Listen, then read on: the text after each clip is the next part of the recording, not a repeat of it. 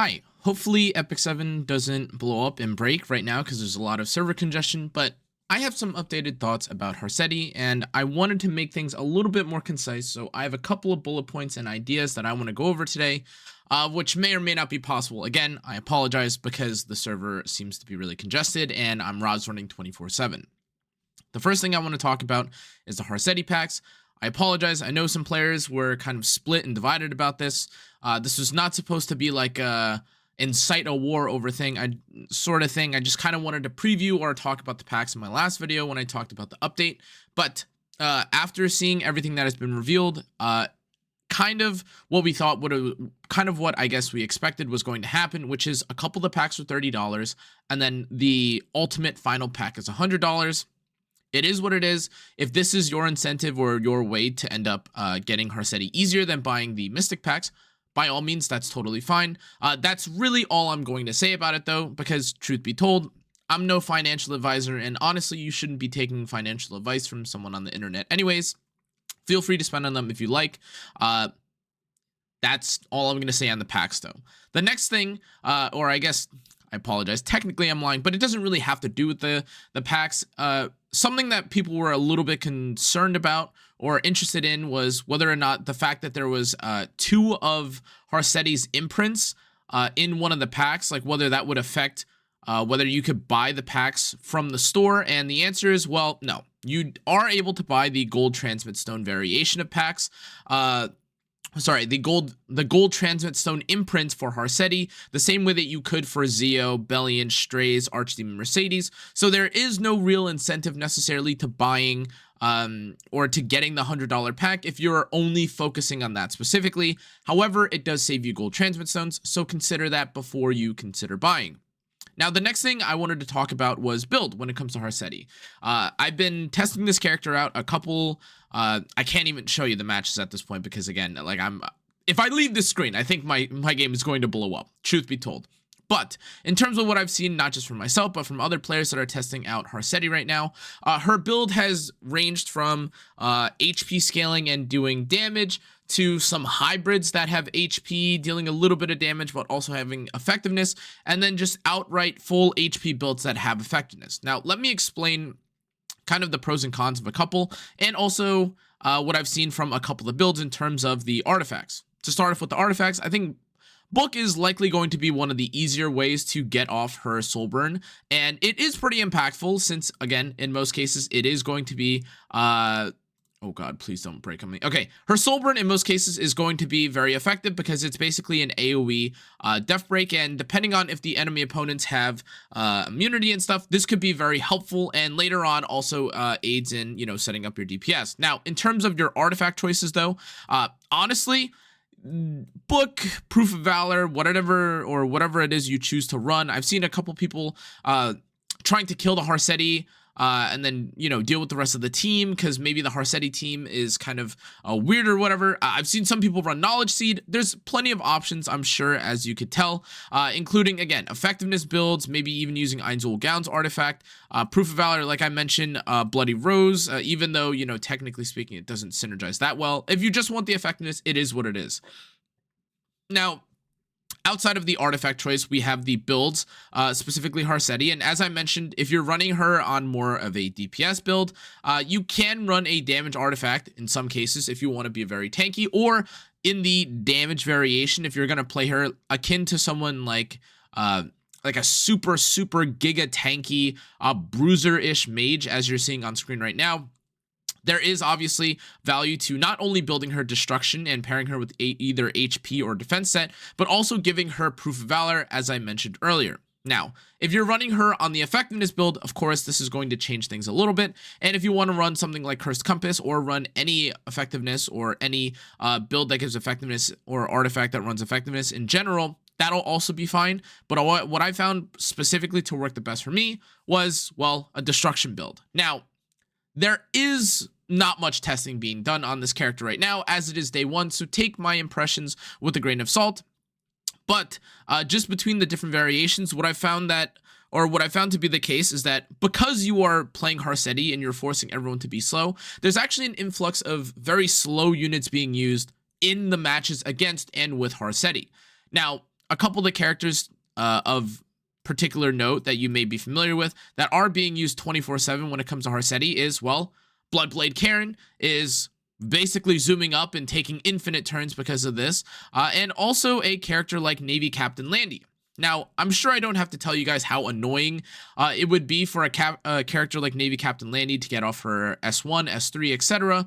But truth be told, because she doesn't allow certain, speed effects to occur, and because her S2 passive caps the way that speed effects in general, I actually found that despite Abyssal Euphine being honestly what I would imagine to be one of the more disgusting answers against Harsetti, her S2, or the passive that you gain when she enters her Berserk mode, actually gets capped, which is kind of bad. That's actually kind of troll, and does impact the viability of this character when paired or when fighting against Harsetti specifically.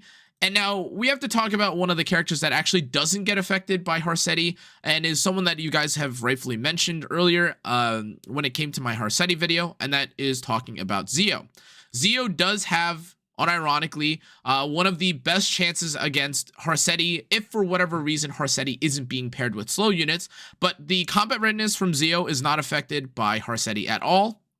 And rather, since that's the case, if you're able to push back to Harsetti, or if you're able to debuff to Harsetti, whatever the case is, there is a chance that you have a little bit of an edge against Harsetti. However, again, although Zio is being picked a little bit against her specifically, Zio is usually more dedicated towards being either a full DPS, which honestly doesn't do anything when Harsetti is being paired with characters like, again, Candy or Ambitious Tywin, whatever the case is.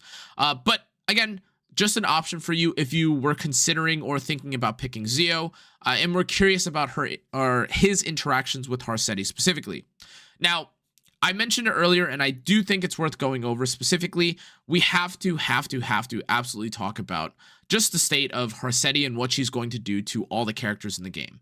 The truth is that slow characters, no matter what, are going to be empowered by Harsetti. I've seen it once, twice, maybe at this point 20 times between different variations, different playstyles, different team compositions, etc. Harsetti empowers slow players or slow specific units to be used in almost all cases. Now, to be clear, and the big PSA about this is that that doesn't necessarily mean that your slow units are going to be empowered when you're picking Harsetti, but rather, if for whatever reason you pick Harsetti and the enemy also decides to pick Bloodblade Karen or other characters, that also empowers or strengthens the enemy units too. I've seen it in several scenarios at this point where playing someone like Bloodblade Karen or even MLK Ron, ironically enough, will just give him, or the whatever character we're talking about, infinite turns and infinite cycling, which is different compared to literally every other match that they can be picked in. Now, that isn't to say that combat readiness focused characters are necessarily strong against Harsetti, because, well, when it's not her turn, while it's her turn, she can't have any combat readiness effects happen on her turn. However, you have to keep in mind that because of the way that her kit works and the different debuffs and stuff that she has, including preventing you from being countered specifically, Harsetti does kind of box out a lot of combat readiness effects in general, which I think is one of her understated, very impactful, strengths when it comes to picking her. Now, in case you were curious about specifically what characters I was referencing in terms of slow, or characters that you might find fun when it comes to being slow, that would have to be, well, the first character I'd like to talk about is Navy Captain Landy. And Navy Captain Landy is not so much because, again, she, does an insane amount of damage or anything like that, but simply being able to get Navy Captain Landy's S3 off faster than normal is already ridiculous. And I do want to preface that, of course, this is assuming that, someone like Navy Captain Landy isn't being unable to be countered or being debuffed by the Harsetti. This is just assuming that, again, everyone's speed is roughly the same, and you're able to deal with the fact that Harsetti is limiting your speed. Abyssal Euphine is another character that kind of shares the same fate, where, again, if you have some sort of cleansing or cleanser on your team, well, all of a sudden these characters start being really, really powerful. I also saw a decent amount of value in Moonlight or Martial Artist Ken, which is, you kind of get the idea here. Characters that these are just characters that aren't supposed to be taking nearly as many turns. But when you start looking at how much damage they can do when you basically give them a bunch of free stat or basically equalize the speed out, they're much stronger than you think they are, because all of a sudden now you have someone like martial artist Ken, who has effectively 200-ish, like, you know, if we're talking about average speed, the 180 to 200 speed with all the same stats that you're seeing here.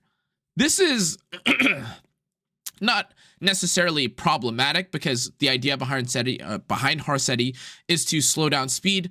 But this does bring us to the larger question that I want to bring up right now, which is, guys, I know a lot of you guys will see this video and hear me talking about Harsetti and say, well, you're only saying this because you're a speed player. And well, yes, it's true. I am a speed player. But I've talked to several slow players and players that don't play super, super fast after testing Harsetti. And one sentiment has been true across the board, which is that no matter how you frame or play Harsetti, she is very, very, very uncomfortable to play around. Now, that includes your own units. That includes when you're fighting against her. And the reason for this is because you have to kind of change the way that your entire account works. And if you don't, well, you're technically losing value when you're pairing someone like Harsetti alongside the rest of your units. If my Candy, for instance, was on speed boot, well, I'd literally just be losing, you know, what is it? In this case, 65% HP, or whatever the amount of HP and stats that I'm losing, just because I decided to run a speed boot instead of running an attack or an HP boot. Now, I don't even want to get into how many comments I'd gotten, to be honest, about how like the speed tuning of Harsetti doesn't matter for the rest of the slow players and the non-speed players. But guys, even speaking from like a take away the speed and only take a look at the slow player POV, characters like Death Dealer Ray, characters like Moonlight Haste, Amelia, whatever slow player or slow characters you want to talk about, or like the Soul Weavers and the slow Soul Weavers in the game, any of these characters that you want to take into consideration or you want to speed tune, all these characters get affected by the fact that you have different tuning on your characters. Now, I just mentioned earlier that characters like Navy Captain Landy or Abyssal Euphine can get unbuffable, and they may not be good to pick against Harsetti specifically. But one of the issues that you may be thinking to yourself if you're trying to bypass that issue is, well, if I can just cleanse it, it's no problem, right?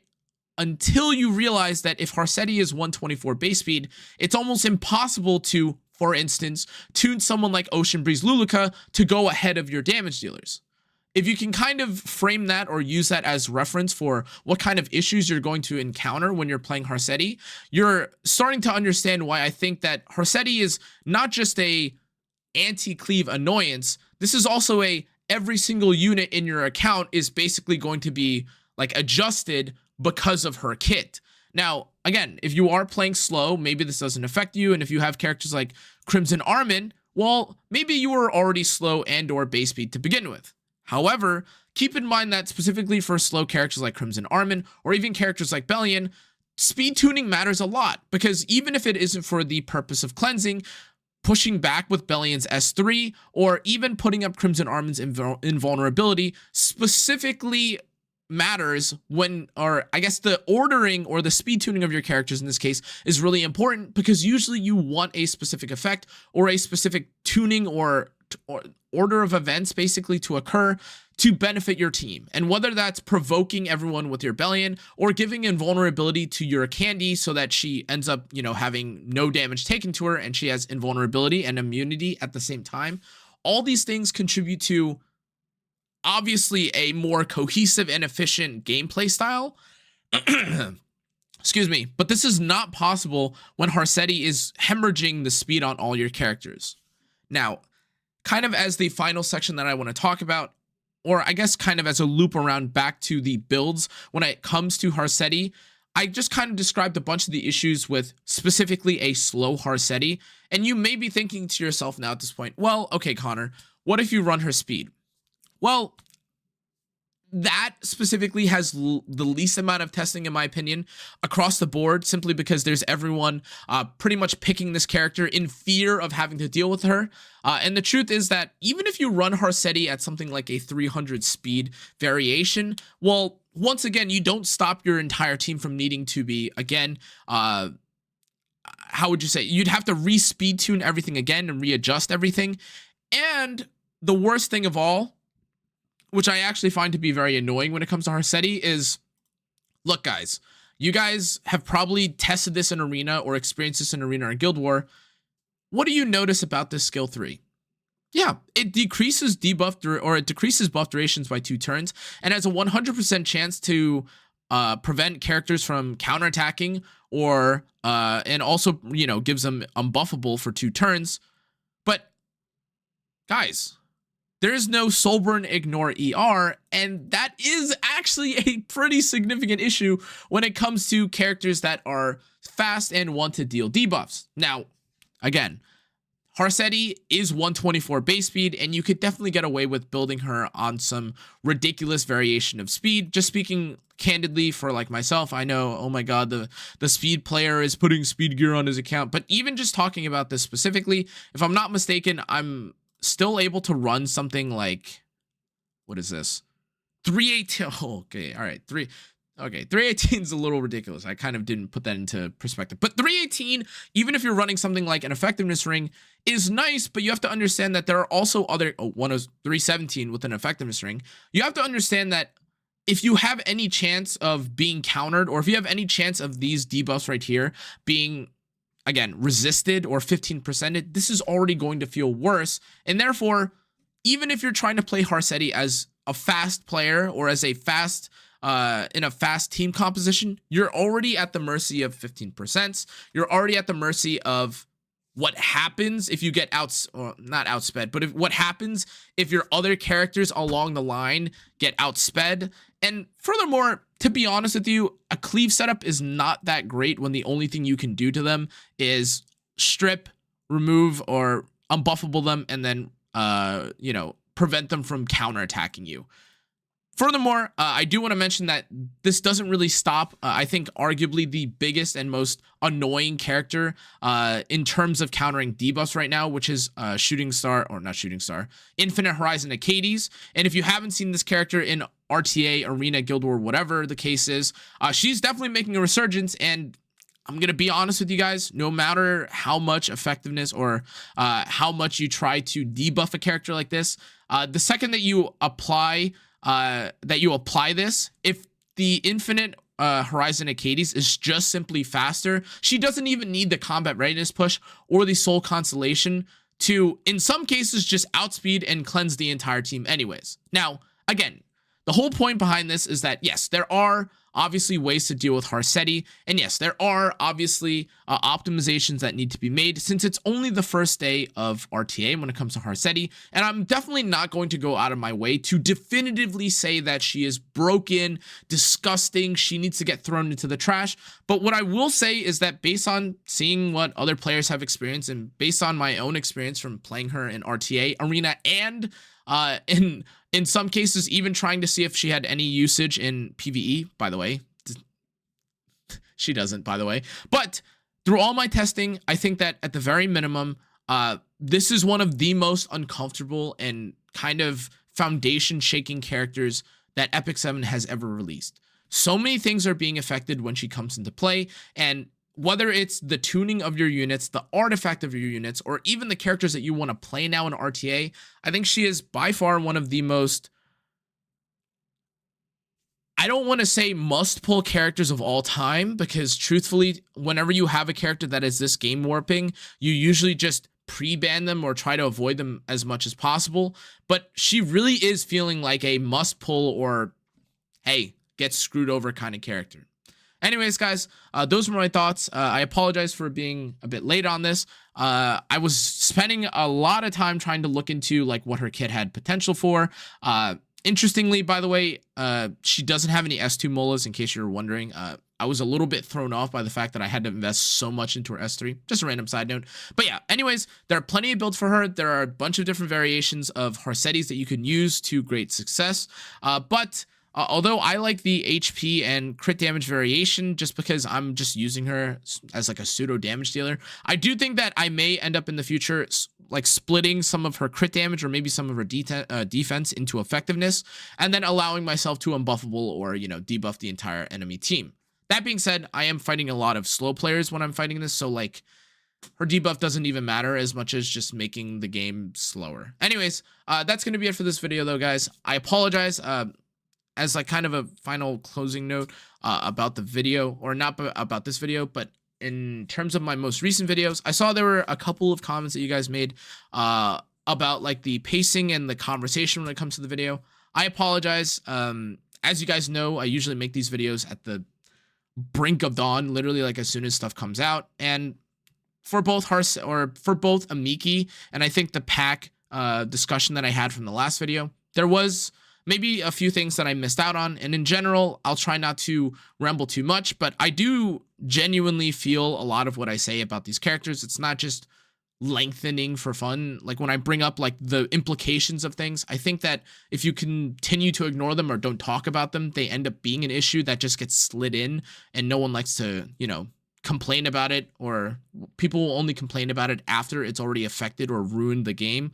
So that was kind of the idea behind it. I understand though that I sometimes ramble, or sometimes I don't get my point across nearly as well as I should, but I thank you again for all the people that have been supportive, have been giving me feedback, and weren't just immediately pitchforking me with it and wanted to give me feedback. I appreciate it, and apologize. That was my fault, completely on me. Sorry about that. Anyways, guys, thanks again for watching. If you made it this far, I'd appreciate it if you check out the rest of my socials. Like, comment, subscribe, all that jazz, and I'll see you guys on the next one. Stay safe, stay healthy. Good night.